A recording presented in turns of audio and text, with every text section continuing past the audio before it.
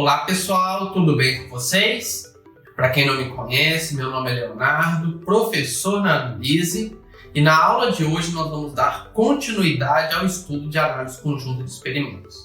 Nesta aula nós vamos fazer um exemplo prático para eu te ensinar o passo a passo para você realizar a análise conjunta de forma correta. Sem mais delongas, bora para a aula!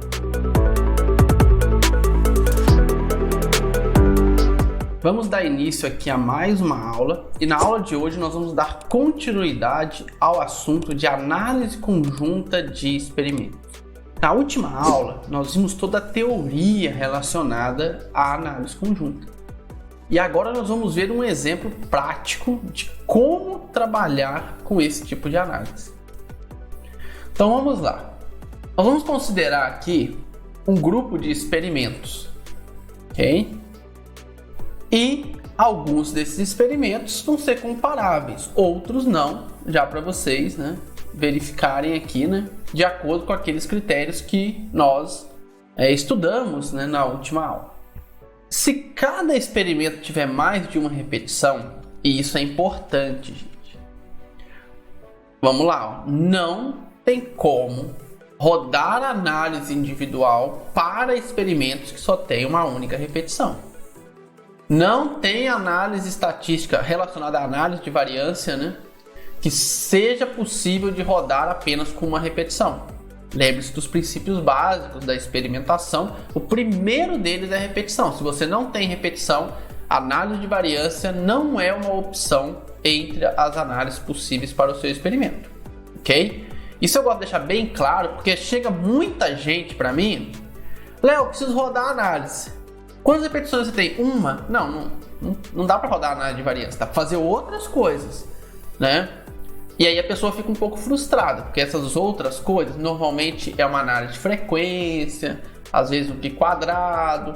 Ah, mas eu queria uma análise melhor. Bom, aí o seu experimento deveria ser melhor também, ok? Então, não tem como a gente fazer milagre, A estatística não faz milagre, tá? Então, se o experimento tem repetição, nós vamos fazer a análise individual. Se ele não tem repetição, esquece a análise individual. Aí é só análise conjunta mesmo, só que aí é uma análise conjunta sem interação, sem nada. Que aí você vai usar cada local como uma repetição, tá bom? Mas isso não é assunto para esse vídeo. Nós vamos fazer outras aulas explicando um pouco sobre essa questão de experimentos com uma única repetição, ok? Bom, então vamos lá, gente. Então, experimentos com mais de uma repetição. Eu faço a análise individual e depois rodo a análise conjunta naqueles experimentos, que forem necessários, ou seja, aqueles que não têm uma variância residual muito diferente. Nós vamos ver aqui. Então vamos lá. Vamos considerar 5 experimentos de adubação de algodão. No experimento INDIC, inteiramente causalizado. E aí nós temos os seguintes tratamentos. Todos são NPK, Para quem não sabe, N é nitrogênio, P é fósforo, K é potássio.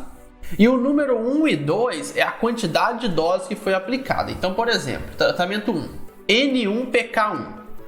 Foi aplicado uma dose de nitrogênio e uma dose de potássio. O fósforo aqui a gente não mexe.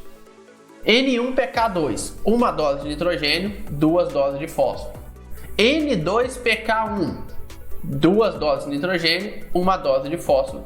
N2PK2, 2 doses de nitrogênio e 2 doses de potássio.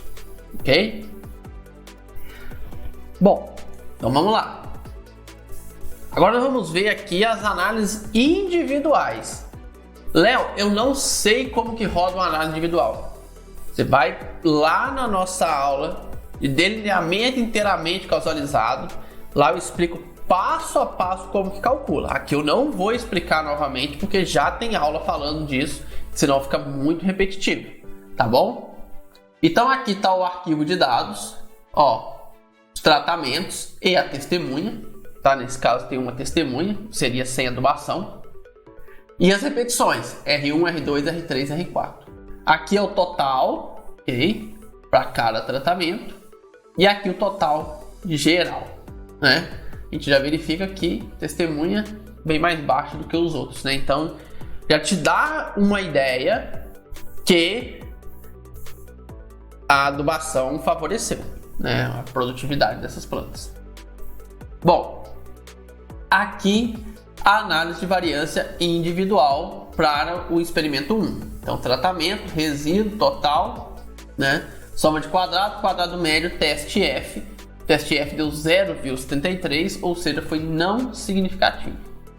Tá? Então, aparentemente, nesse experimento não teve diferença estatística entre os tratamentos. Ok? Léo, mas uma diferença de 9,4 para 12,6 não deu diferença? Aí, mais uma vez, vai lá nos testes, né, de comparação de média e você vai entender por que não daria diferença, né?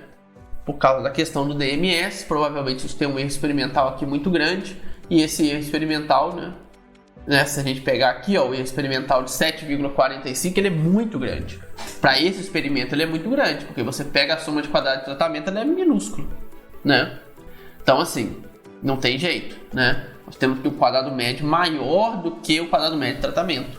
Ou seja, a variância residual, ela é maior do que a variância de tratamento.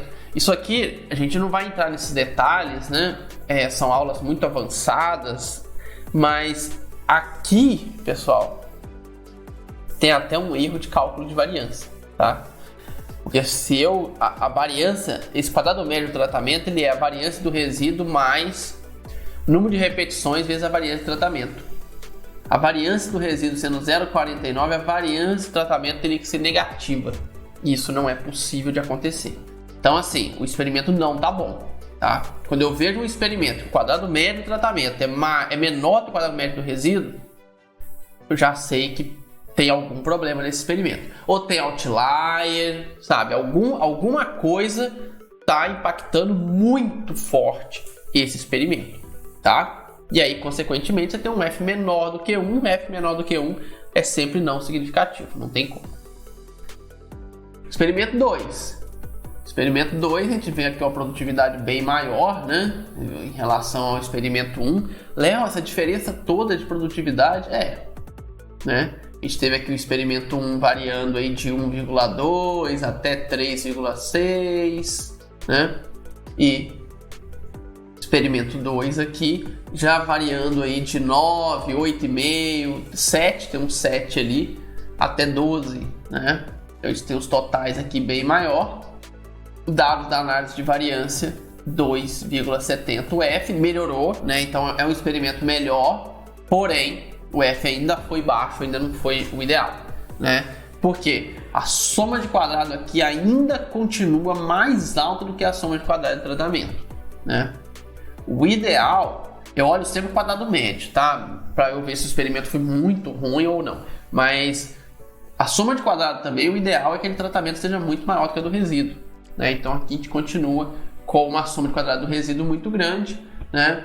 A gente pode, por exemplo, olhar a testemunha, que a gente tem um valor 7 e um valor 10, então uma variação muito grande da testemunha.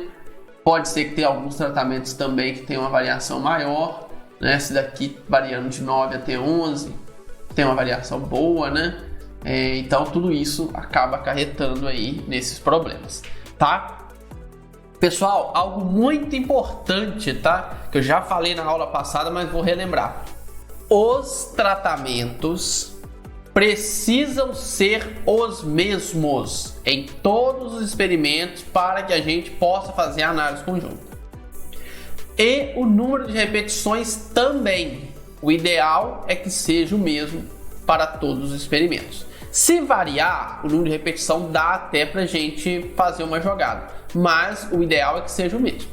Tá? Esse é o mundo ideal para fazer a análise conjunta, mesmos tratamentos e mesmas repetições. Léo, meus tratamentos são diferentes. Não, aí não tem como, aí não é análise conjunta, né? Na essência da análise conjunta. Você pode fazer outros tipos de análise que existem, mas não análise conjunta. Você não pode chamar de análise conjunta porque não tem a estrutura necessária para uma análise conjunta. Aqui nós temos o experimento 3, né? Experimento 3 a gente vê que fica um meio termo ali, né? O 1 foi pior, o 2 foi muito melhor, o 3 está no meio. né? E também a gente continua vendo um F de 1,96, continua não significativo, né? Soma de quadrado 12 do tratamento, 23 do resíduo, então a gente vê que do resíduo continua bem maior, né? A soma de quadrado muito maior. O tratamento 4, bem parecido com o tratamento 3, né? Questão de valores aqui. Só que a gente vê uma testemunha bem pior. E olha aqui, gente, ó. 3,5, 3, 3,9 e 7. Tá? Aqui a gente não está trabalhando com remoção de outlier, tá? Eu estou apresentando para vocês os dados, rodando a análise. O certo é fazer remoção de outlier e muito provavelmente esse valor 7 aqui deveria ser eliminado da análise, né? Porque ele está tendo um impacto muito grande. Mas nós temos outros tratamentos aqui bem complicados nesse experimento. Por exemplo, eu tenho 4,7, 5,5 e 9, né? Então, assim, uma variação muito grande. Esse experimento, apesar de ter sido INDIC, ele tem uma cara de DBC, porque ele foi, né, a maioria dos tratamentos foram bem melhor nesse bloco aqui, na repetição 4 do que nas demais. Então, tem uma cara de DBC, mas como foi montado INDIC, a gente não tem como, né, avaliar em DBC. Fizemos aqui a análise, deu 2,47, né? Continuamos aqui com uma soma de quadrado do resíduo muito grande. Então, isso é um problema. E o tratamento 5. Né? Olha que interessante. O tratamento 5, a gente tem uma testemunha pouco produtiva, né? Uma testemunha bem ruim. E os outros também não foram bons, né? Mas foi o único que nós tivemos um F significativo. E, na verdade, um F muito alto. Ou seja, foi um experimento onde o quadrado médio do resíduo foi bem pequeno, a gente teve um erro experimental aqui bem pequeno e isso acarretou, né, que tivesse um F significativo, ou seja, aqui nós vamos ter diferença sim entre as variáveis, entre os tratamentos, né? Muito provavelmente o tratamento 4 e 5 são superiores aos demais aqui, né? Talvez o tratamento 2 aqui ficaria em algum lugar, tratamento 1 junto com a testemunha, né, em último lugar. Então, bem interessante. Beleza. Fizemos todas as análises individuais de tratamento, experimento por experimento. Léo, eu tenho 100 experimentos, eu tenho que fazer análise individual? Tem. 100 experimentos. Como é que eu faço isso, Léo? A gente vai mostrar na próxima aula como fazer isso dentro do software IR, de uma forma bem simples, onde você pode ficar bem tranquilo e a sua análise vai ficar muito boa.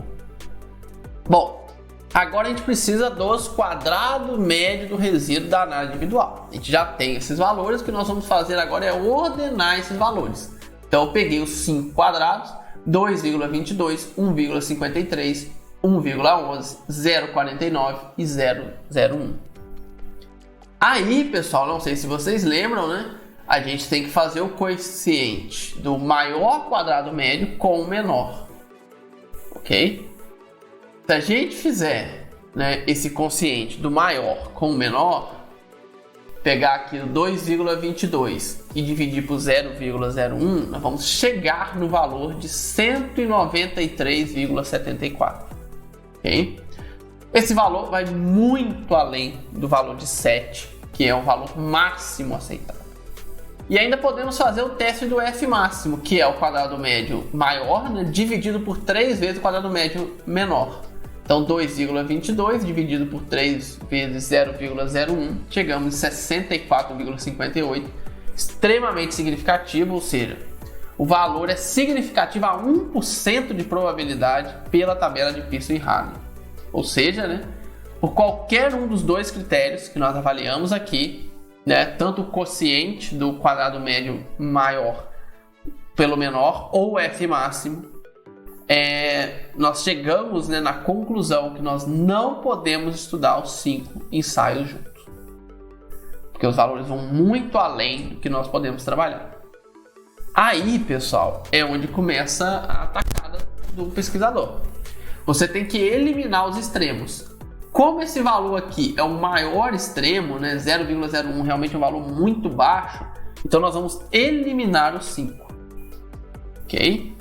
E aí a gente chega nisso daqui, ó. Agora, se a gente pegar o maior quadrado médio dividir pelo menor, nós vamos ter 2,22 dividido por 0,49 e nós vamos chegar no valor de 4,49, que é menor do que 7. Então, na análise conjunta, eu vou analisar os 4 primeiros experimentos. Não posso colocar o quinto experimento. Léo, mas o quinto foi aonde teve diferença estatística.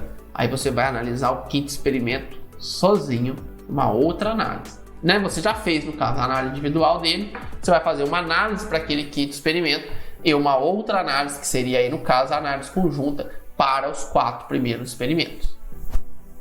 E aí nós vamos ter isso aqui, ó, fazendo uma análise conjunta. E aí, pessoal, a análise conjunta, ela é a mesma análise fatorial duplo, ok? Então, você que não assistiu a aula de fatorial duplo, volta lá, assiste a aula para ver como que chega nessa análise de variância. Como eu já disse, eu não vou fazer novamente, porque a gente já tem aula mostrando isso, tá? Então a gente não vai ficar repetindo aqui coisas que já estão prontinhas, né, em outras aulas. Então aqui, ó, nós temos o local extremamente significativo. A gente já esperava, né? Porque nós tivemos uma diferença muito grande, né, entre os tratamentos. Então a gente já imaginava isso mesmo. Tratamento agora foi significativo. Olha que interessante, né? Nós antes não tínhamos tratamento significativo para esses 4 experimentos. Quando nós juntamos essa análise, o tratamento ficou significativo. E eu vou falar por quê. Tá? Temos aqui local versus tratamento, né? Pegamos aqui, ó, 0,97, ok? E o resíduo tá todo aqui, né? O que acontece, gente? Por que, Léo, que agora o tratamento foi significativo? O que acontece, gente, é que nós aumentamos muito o grau de liberdade do resíduo quando nós trabalhamos com análise conjunta.